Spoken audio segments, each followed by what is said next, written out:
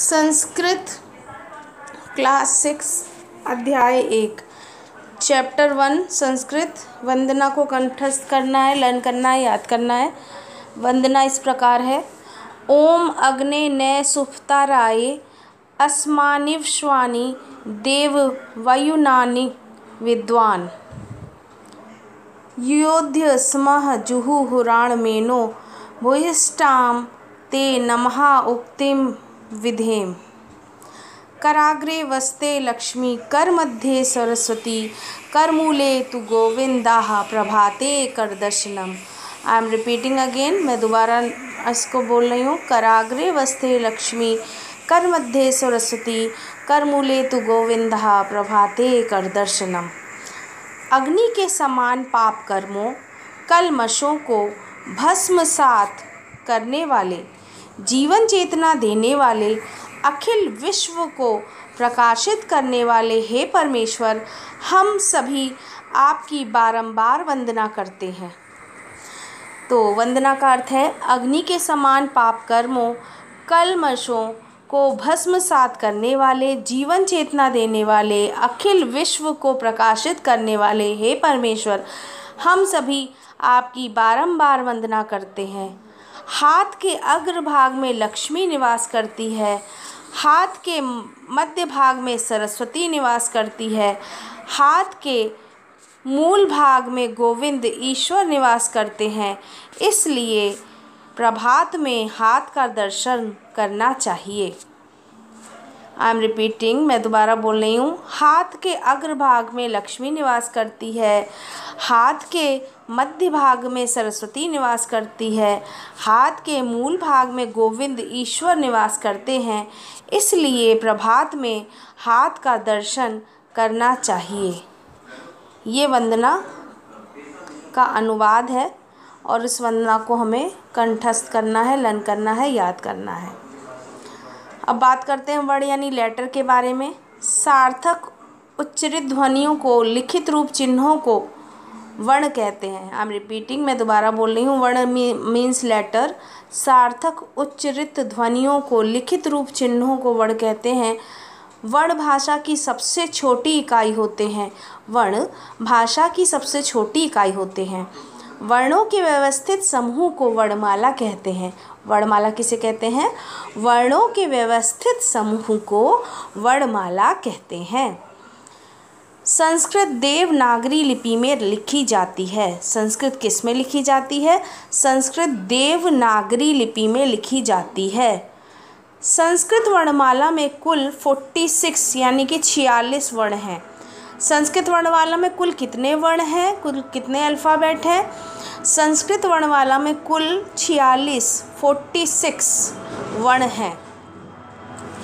अब हम बात करेंगे स्वर वर्ण के बारे में। स्वर वर्ण वे वर्ण जो बिना किसी अन्य वर्ण की सहायता से निर्बाध मीन्स स्वतंत्र रूप से बोले जाते हैं, उन्हें स्वर वर्ण कहा जाता है। वे वर्ण जो बिना किसी अन्य वर्ण की सहायता से निर्बाध मीन्स स्वतंत्र रूप से बोले जाते हैं, उन्हें स्वर वर्ण कहा जाता है। संस्कृत भाषा में स्वरों की संख्या 13 मानी जाती है, 13 मानी जाती है। तो संस्कृत भाषा में स्वरों की संख्या कितनी होती है? तो संस्कृत भाषा में स्वरों की संख्या 13 मीन्स 13 मानी जाती है। कौन कौन से हैं स्वर वर्ण? छोटा आ, बड़ा आ, छोटी ई, बड़ी ई, छोटा ऊ, बड़ा ऊ, री से ऋषि, रि, र, ए,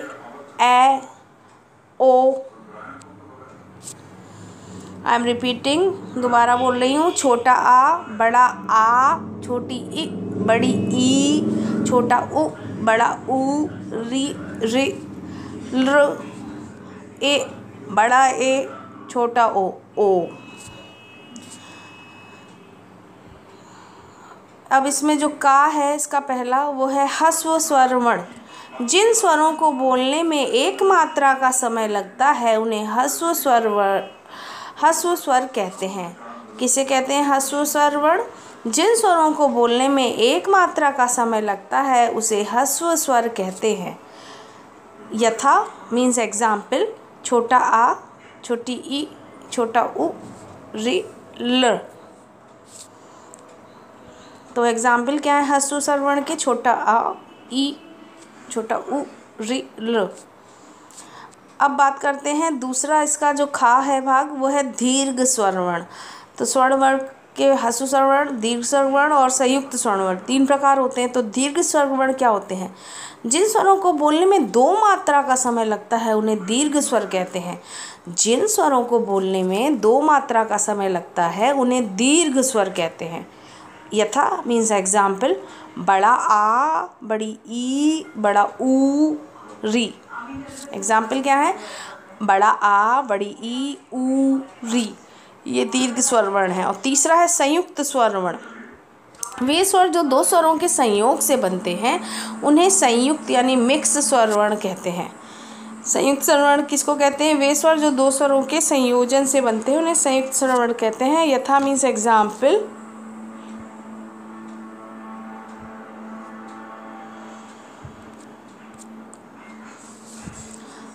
छोटा आ प्लस छोटी ई इक्वल टू ए, छोटा ए। बड़ा आ प्लस बड़ी ई इक्वल टू बड़ा ए। छोटा आ प्लस छोटा ऊ इक्वल टू ओ, छोटा वाला ओ। और एक और एग्जाम्पल है, बड़ा आ प्लस बड़ा ऊ इक्वल टू औ, औरत वाला बड़ा ओ। अब हम बात करेंगे व्यंजन वर्ण की। जिन वर्णों के उच्चारण में हवा मुंह से विकृत होकर बाहर निकलती है, अर्थात जो वर्ण स्वरों की सहायता से के बिना नहीं बोले जाते हैं उन्हें व्यंजन वर्ण कहते हैं। व्यंजन वर्ण जिन वर्णों के उच्चारण में हवा मुंह से विकृत होकर बाहर निकलती है, अर्थात जो वर्ण स्वरों की सहायता के बिना नहीं बोले जाते हैं उन्हें व्यंजन वर्ण कहते हैं। संस्कृत में 33 मीन्स 33 व्यंजन वर्ण है। संस्कृत में कितने व्यंजन वर्ण हैं? 33। व्यंजन वर्ण 3 प्रकार के होते हैं। व्यंजन वर्ण कितने प्रकार के होते हैं? 3 प्रकार के। का स्पर्श व्यंजन वर्ण, संस्कृत में 25 स्पर्श व्यंजन वर्ण होते हैं, 25 स्पर्श व्यंजन वर्ण होते हैं। खा अंतस्थ व्यंजन वर्ण, ये वर्ण संस्कृत भाषा में 4 होते हैं। और गा तीसरा है ऊष्म व्यंजन वर्ण, ये वर्ण संस्कृत भाषा में 4 यानी कि 4 होते हैं। तो पहला है स्पर्श व्यंजन वर्ण, संस्कृत में 25 स्पर्श व्यंजन वर्ण होते हैं। का वर्ग में आते हैं का, खा, गा, घा, अंगा। चा वर्ग में आते हैं चा, छा, जा, झा, इया। टा वर्ग में आते हैं टा, ठा, डा, डा, अणा। ता वर्ग में आते हैं ता, था, धा, धा, ना। और पा वर्ग में आते हैं पा, फा, बा, भा, मा। अंतस्थ व्यंजन वर्ण में आते हैं या, रा, ला, वा, ये 4 हैं, या, रा, ला, वा। ऊष्म व्यंजन वर्ण में भी 4 आते हैं। इनके एग्जाम्पल हैं श, षटकोण वाला सा, शलजम वाला सा, षटकोण वाला सा, सरौते वाला सा और हा। श, श, सा, ह। अब हम बात करेंगे हलंत वर्ण। संस्कृत भाषा में जब किसी व्यंजन में कोई स्वर नहीं मिला होता है तो उसके नीचे तिरछी डंडी लगाते हैं, लिख दी जाती है। उस तिरछी रेखा को युक्त वर्ण को हलंत वर्ण कहते हैं। संस्कृत भाषा में जब किसी व्यंजन में कोई स्वर नहीं मिला होता है तब उसके नीचे तिरछी डंडी सी रेखा सी लगा दी जाती है। इस तिरछी रेखा युक्त वर्ण को हलंत वर्ण कहते हैं। जैसे क, च, ज, ट।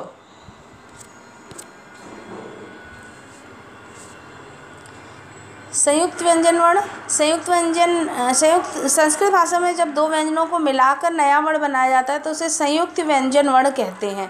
संस्कृत भाषा में जब 2 व्यंजनों को मिलाकर नया वर्ण बनाया जाता है तो संयुक्त व्यंजन वर्ण कहते हैं। जैसे संयुक्ताक्षर में छ, व्यंजन वर्ण क, व्यंजन वर्ण प्लस करेंगे क के साथ श, स्वर वर्ण प्लस करेंगे प्लस आ। तो शब्द में प्रयोग कैसे? क्षमा, अक्षय, कक्ष।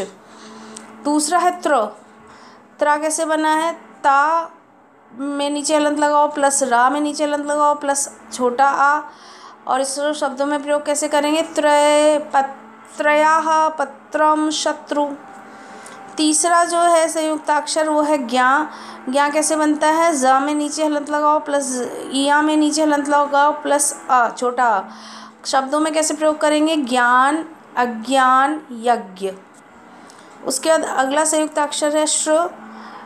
शलजम वाले में श में हलंत लगाओ प्लस रा में नीचे हलंत लगाओ प्लस छोटा आ लिखो तो बनेगा श्र। और उसको कैसे प्रयोग करेंगे शब्दों में? श्रम, विश्राम, अश्रु। और लास्ट है घ। कैसे बनेगा? दा में नीचे हलंत लगाओ, या में नीचे हलंत लगाओ, आ में नीचे हलंत लगाओ, बनेगा द्योतक विद्यालय विद्या। अयोग्यः इम्प्रॉपर लेटर। संस्कृत भाषा में वे ध्वनियाँ जिनका उच्चारण स्वतंत्र रूप से नहीं होता है तथा जिन्हें स्वरों के साथ संयुक्त न करके लिखा जाता है उसे अयोग्यवाह वर्ण कहते हैं। ये दो प्रकार के होते हैं। संस्कृत भाषा में वे ध्वनियाँ जिनका उच्चारण स्वतंत्र रूप में नहीं होता है तथा जिनके स्वरों के साथ संयुक्त करके लिखा जाता है उसे अयोग्यवाह वर्ण कहते हैं। ये दो प्रकार के होते हैं। विसर्ग, दो बिंदी लगाते हैं जो, और दूसरा होता है अनुस्वार जिसमें डैश लगाते हैं। तो विसर्ग यानी कि दो बिंदी वाला, इसमें लिपि चिन्ह दो बिंदी का उच्चारण ह की तरह होता है। इसे वर्णों में स्वर के साथ लिखा जाता है, जैसे यथा एग्जाम्पल रामः, र प्लस बड़ा आ प्लस माँ पे हलंत प्लस आहा, तो ये मिलके बन गया रामः। ऐसे नृपहा लिखना होगा तो ना पे हलंत प्लस री प्लस पा पे हलंत प्लस बड़ा आ। ऐसे पिकाहा लिखना होगा तो पा पे हलंत प्लस ई प्लस का पे हलंत प्लस बड़ा प्लस आहा। अगला है अनुस्वार। अनुस्वार संस्कृत भाषा में पंचमाक्षर को स्वतंत्र वर्ण के रूप में लिखा जाता है, जबकि हिंदी भाषा में वर्गानुसार अपने वर्ग के साथ अनुस्वार के रूप में लिखा जाता है। यथा मीन्स एग्जाम्पल, संस्कृत भाषा में कंगन, हिंदी भाषा में इसको कंगन लिखते हैं। पक्षमाक्षर रूप इसका अणा। चंचल, हिंदी भाषा में लिखते हैं इसको ई आ यूज़ करते हैं इसमें। दंड, दंड में अड़ा यूज़ करते हैं। दंत्य में ना यूज़ करते हैं, अनुस्वार में परिवर्तित हुए हैं ये। और चंपक में माँ हलंत लगा के यूज़ करते हैं। ये सब अनुस्वार में परिवर्तित हैं पंचमाक्षर रूप।